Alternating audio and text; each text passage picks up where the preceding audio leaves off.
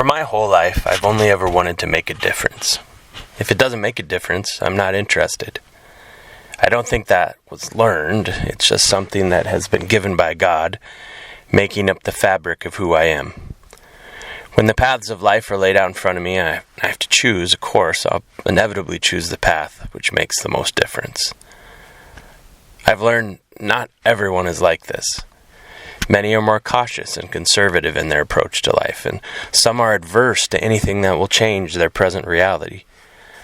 Others just want to do whatever allows them to be left alone, and many people will take action, but only after an exhaustive period of reflection and evaluation. None of these approaches to life make any sense to me, but I've learned to appreciate the diversity of how God has created and directs these gifts in His service in others. While many are not built for a life of constant ambition and entrepreneurism, I do think most want their lives to matter. Maybe better said, I think most Christians know that their lives are to matter. This week's challenge focus is on action. When it comes to serving, we are ultimately called to some sort of action. Without action, our desire to serve and good intentions help no one. But the Lord's work within our hearts creates compassion, which leads us ultimately to a decision: do I act or not? To me, this is a no-brainer. Yes, of course. I personally resonate with maxims like, I never worry about action, but only inaction.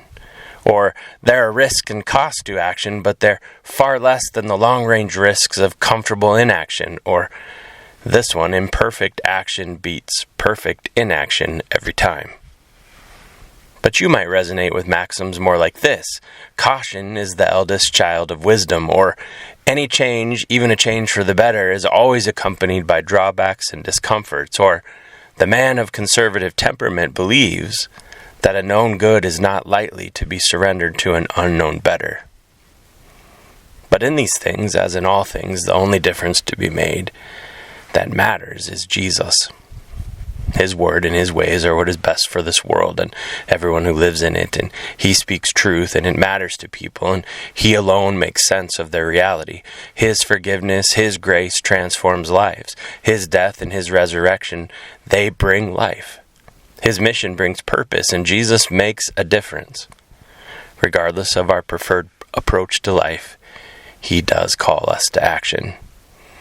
Which means the only truth we as Christians ultimately resonate is that comes from Jesus, who said, I give you a new commandment: love one another.